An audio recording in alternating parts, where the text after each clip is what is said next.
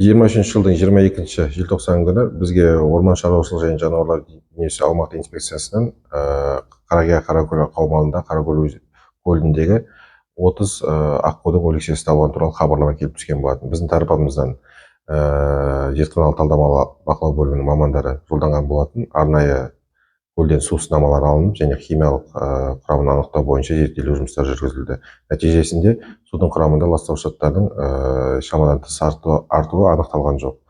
Сонымен қосымша 21-20-31 аралығында аумақтық инспекцияның мамандарымен зерттеулер жұмыстары жалғасылды. Нәтижесінде 105 өлексе табылды және қазіргі таңда 2 қараша күні тағы да 95 өлексе табылды. Сонымен жалпы мөлшері қазіргі таңда 227 өлексе табылған туралы анықталып тұр.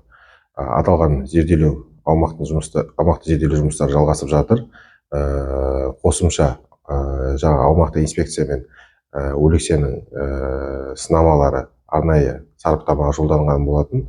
Ол дегеніміз микробиология, вирусология ғылыми өндірістік орталық зертханасымен және ветеринария ұлттық орталығымен жасалған болатын. Нәтижесінде сараптаманың нәтижесінде құс тұмауына оң нәтиже көрсетілген болатын. Аталған жұмыстар әрі қарай жалғасады. Департамент тарапынан тиісті шаралар алынып, жұмыс жүргізілетін болады. Бірлесе ветеринария қызметкерлерімен, аумақтық инспекция қызметкерлерімен бірлесіп жұмыс жалғасуда. Аталған аумақ үстірт табиғи қорығының қорғалуында аумақтық инспекциясымен және ветеринария инспекция мамандарымен күнделікті аумақтың зерттеулер жұмыстары жүргізіліп жатыр, күнделікті өлекселер табылып жатыр, және де аталған санның өсуі қаупі әлі күнге дейін бар. Ол бойынша қосымша бұқаралық ақпарат құралдарында хабарланып отырады.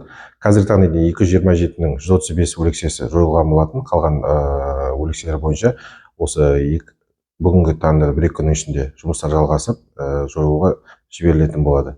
Жалпы арнайы мамандардың бейресми ақпараттарына сәйкес, сол жерде қаралатын аққудың мөлшері 5000 шамада, 5000 саны 5000-ға жуық болып келеді. Ветеринария мамандарымен арнайы механизм жоспар жасалатын болатын шығар. Себебі өзінің құс тұмауы анықталған кезде өзінің арнайы іс-шаралар болады. Оны алдын ала сақтау, басқа да соның ішінде үй құстарын бағу арнайы фабрикаларға тиісті нұсқамалар беріледі. Қолданыстағы талаптарын сақтау бойынша, алдын алу бойынша жұмыстар жүргізеді. Енді барлығы жойылуы мүмкін деген қауіп бар деп айтуға келмейді. Біздің құзыретімізге арнайы Қаракөл көлінің антропогендік әсері, ластану фактілерін анықтау, ол өндірістік кәсіптерді анықтау фактілерін анықтау, яғни соның салдарын болдырмау туралы іс-шаралар жүргізеді. Алайда қазіргі таңда ондай анықталған жоқ.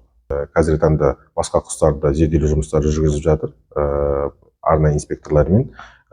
Бұлай әлгі күнге дейін басқа түрлерінің құстарының өлімі анықталған жоқ. Ресми ақпаратқа сәйкес.